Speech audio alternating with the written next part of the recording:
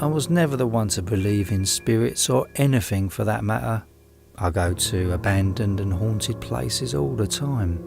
Horror movies never really affected me either, so when my friends suggested we use a Ouija board, I said, why not? On this day, 4 of my mates, Dom, Julie, Lexi, Brandon and I decided to go to a place called the Slaughterhouse.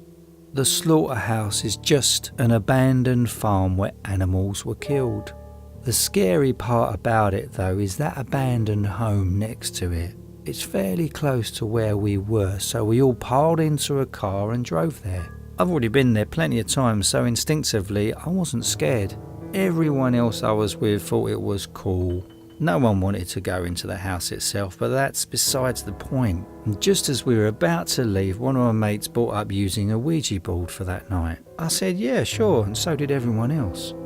It just so happened that one of my friends there works at a toy store, so as soon as we got back to the house, she went to her store to get it. Once she and another one of our friends left, Dom, Brandon and I just talked about how it's not real and how it's just like, a placebo effect. I kept an open mind because I've never used anything like this before, and all I remember is that my dad is really religious. He always told me growing up to never use one. And that just led me to believe that it was bad. Also, my aunt almost had a near-death experience with a Ouija board, so I never really had the want to use it. And now that I'm older, I just decided I was like, yeah, what the hell? What have I got to lose?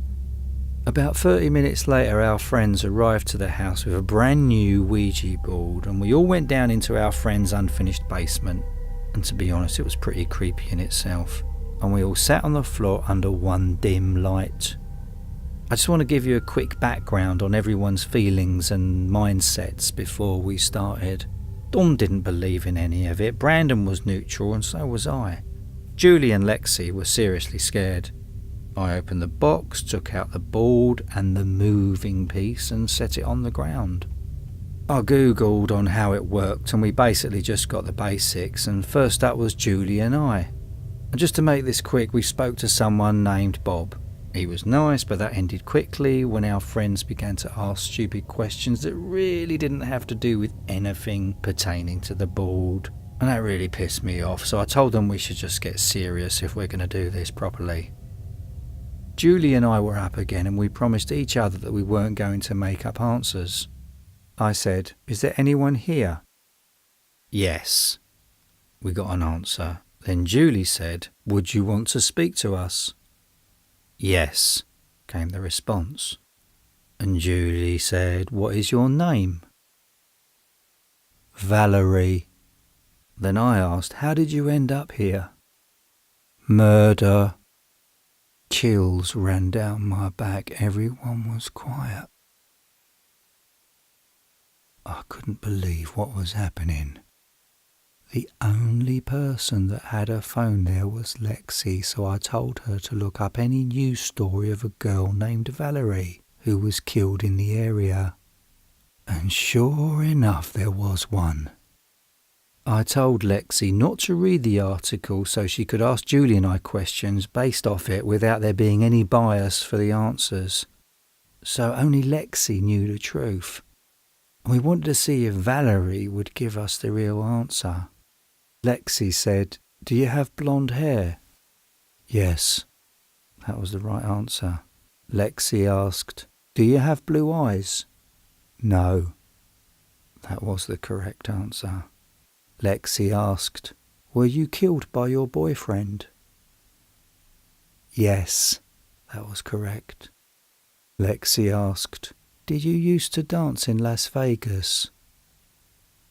"Yes." Correct again. At this point we all got freaked out. We decided to call it a day. We were done with the board. I still couldn't explain what had just happened. We all sat there not talking. Until Julie got a call. She walked over to her phone, which was across the room, and picked it up. She suddenly screamed and threw it across the room. We got up and everyone ran to her except me. I went to see her phone to see an unknown number. I looked a little more and I couldn't believe what I saw. The caller ID location said it was from Las Vegas, Nevada. No voice message was left, and we all began to panic. How could this happen? Nobody had their phones with them except Lexi, and she isn't smart enough to figure out how to do that, even if you could do that. Dom had the idea to look up the number on Google to see where it leads to. I couldn't believe it was to an antique toy store that hadn't been open for 18 years. I have still no explanation for this.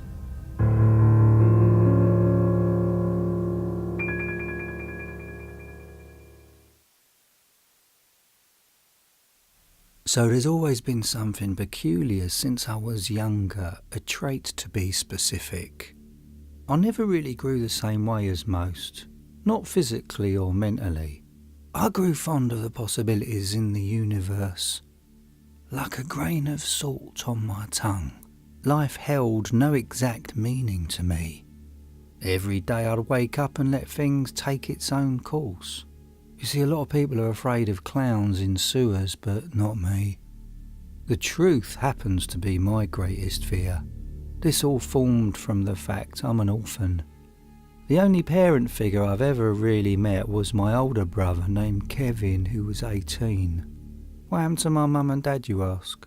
Well, it's always been a mystery to me. But gradually throughout my life, other things went missing. Wallets, the happiness created from my very first girlfriend, my German Shepherd back when I was only 7 years young, and increasingly in succession, my sanity. Flashing back to me at the age of 12, I'll take you to the strangest days of my life. What I'm about to tell you will most likely to create some questions. Another possibility is that you'll look at me like I'm insane. Freedom, contrast and relief, these words describe the start of this May Day in 2009. I stepped foot outside my house to see the bold glowing sun escaping from the clouds in the sky. Intruding through this sight were a collective of royal blue coloured balloons. It's a colour which described my mindset quite well that year. A quick glance showed the source of the balloons, which was a pre-graduation celebration at my neighbour's. Though oddly enough, I didn't recall seeing any vehicles in the vicinity. This wasn't at all important to me at the time. However, seeing everyone there displaying a multitude of joy restored some needed comfort in my heart. Eventually, I let my feet take me down to the nearby lake hidden in the purple woods about a 10-minute walk down the street from me. I named them that, simply put, because the bark on the trees always came across as having a purple tint to me. No one else seemed to think so, but I also don't believe anyone strolled through those woods often enough, due to various claims of joggers and curious individuals getting nauseous after even an abrupt visit of the wooded area. I've never experienced any feelings of illness myself from my walks. So arriving at the lake, which is tucked away behind an abundance of bushes and fallen branches, the atmosphere was seemingly irregular. There was nearly no other signs of nature. Everything around me was eerily noiseless. And still, almost like I was surrounded by props on a set for a silent film. The trees, the ground, even the air. Everything seemed artificial at that moment. The lake itself wasn't how I remembered it, and my eyes had seen it so many times that I immediately knew something fell off. It was as if the surface of the water was covered with a thick sheet of ice. But that wasn't possible, as I was standing in front of this abnormality, soaking in the humid 80-degree Fahrenheit weather. My curiosity drew me to the ground, and my knees digging into the earth below me, getting a closer look and feel of this ice. After an analysis, I was greeted with even more dismay. The solid substance on top of the entirety of my favourite lake was glass. I didn't care so much as how it got there. The question my mind was glued to was why. Before my brain could shuffle through any wild theory my 12-year-old self processed at the time, I noticed something. I was as still as the rest of my surroundings. Moving was not an option. No matter how hard I tried, it was like a pause button for reality was hit. A rabid animal could have been showing its teeth to me and I was completely vulnerable. Suddenly something more intense occurred, starting with a massive radiating blue light below the glass in the lake.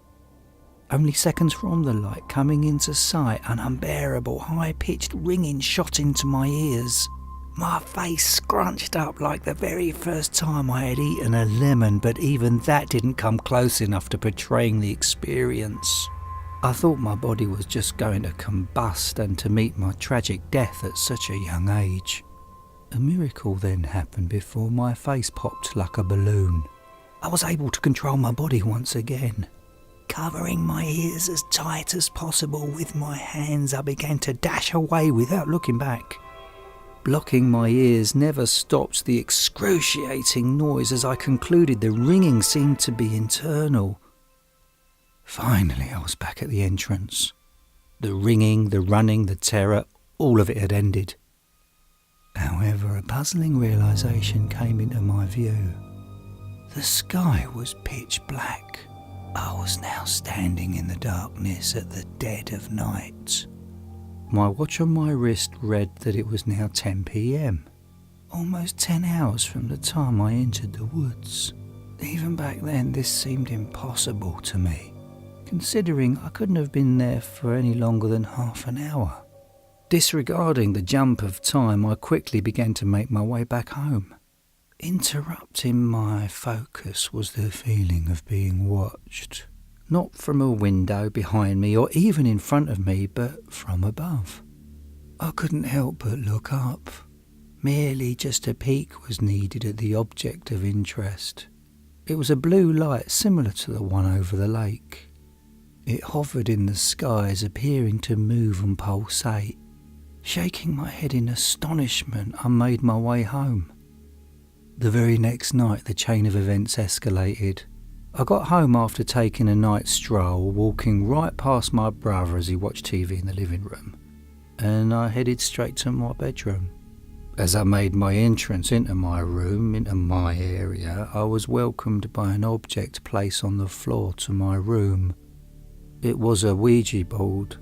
The usual A to Z, yes, no, hello and goodbye. But this one was wooden and beat up. It looked rather intricate, but homemade. I called out to my brother Kevin to ask if he had given it to me, but received only silence in return. I was familiar with these games at that age, and I was because my brother used to expose me to stories, and some involving the use of Ouija boards, all of the time, and those stories never scared me. And you know what, I actually felt less alone hearing them because I've experienced some of the same occurrences while being restless in my room late at night. Some of these instances included hearing unknown voices, walking, and even my window opening and closing on its own. I know it's not safe to use a Ouija board by yourself, but my curiosity was strong, despite the possible circumstances that could come with using such a board game. In a sense, I was excited. It'll be the first time experiencing the mysteries behind these spiritual devices. Longing to find out what was in store for me, I immediately slapped the lettered piece of wood onto my dark red carpet, and I did that as soon as my brother closed his bedroom door. I knew he wasn't going to walk in and interrupt me. A rush of anxiousness trembled throughout my body, with every possible outcome pouring through my head. What if I were to summon some demonic entity? And what if I were to, in return, become possessed by said presence? These thoughts quickly passed and were overthrown by my excitement. Following the instructions I knew, though rather sloppily, I began my session. With one hand, I placed a flashlight on the floor in front of me. In the other hand, I moved the planchette provided in a clockwise motion around the board, welcoming any being to communicate with me at the time. I then followed with the given communication methods. I started off my round of questions, and I asked in a respectable way, "Is there anybody there?" However, after a moment of silence, nothing out of the ordinary occurred. I didn't let this affect my expectations, it being only my first question and all of that.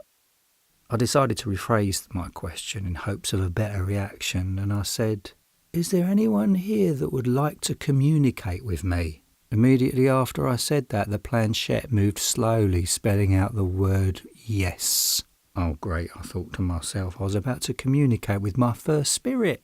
"How old are you?" I asked next. The spirit guided me to the letters EIGHTEEN. 18. I followed this with the next obvious question. "What is your name?" That was when things started to get oddly coincidental and strange.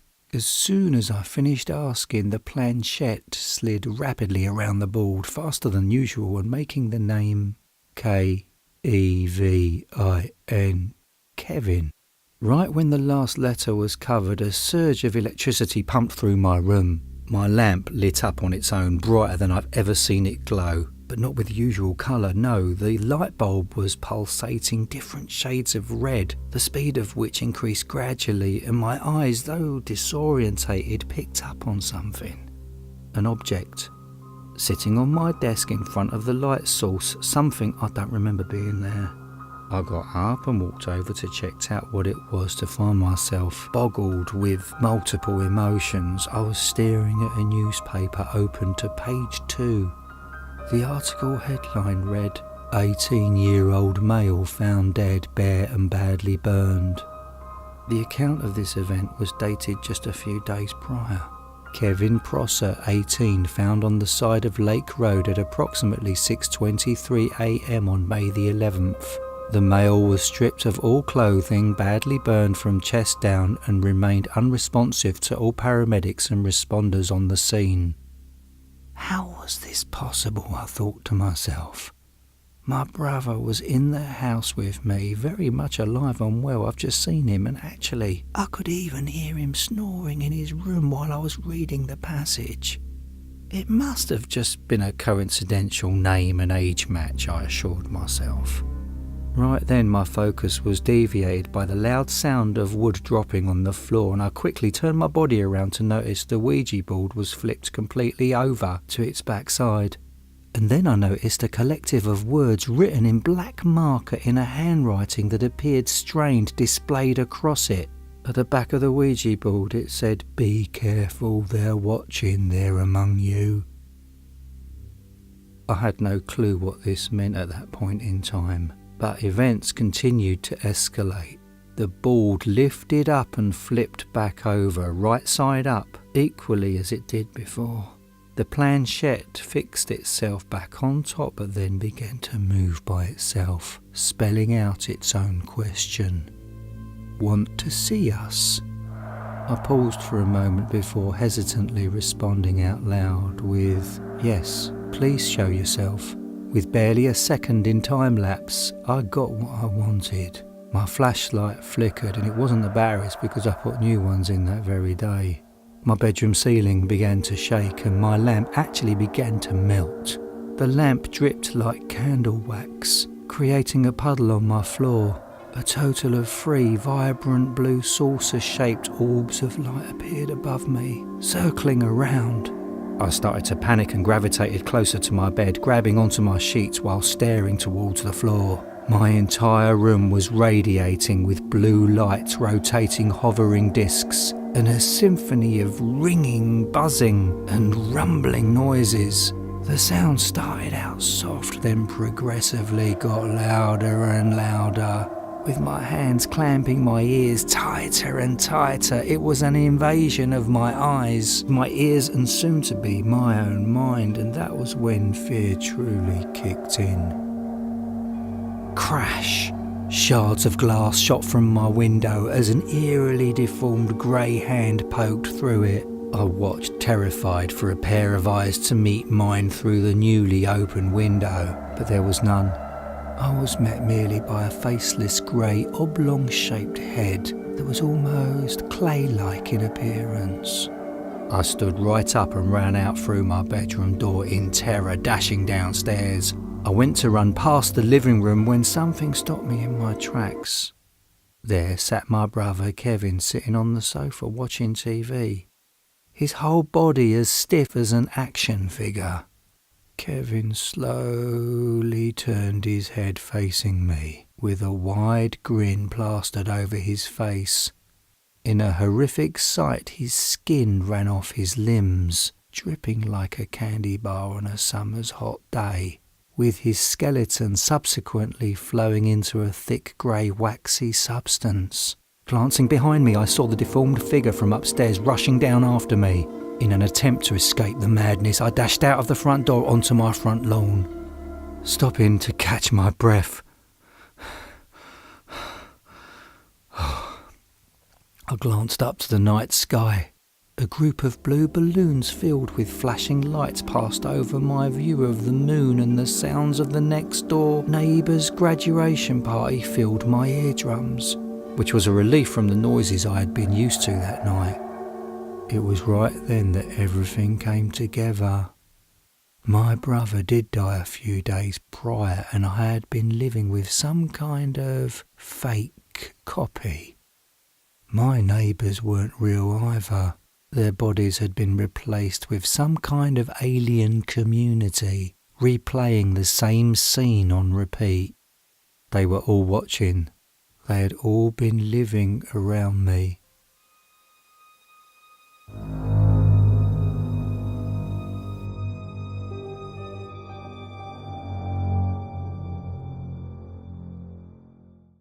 Check out my other YouTube channel, Horror Film Reviews from the Clown.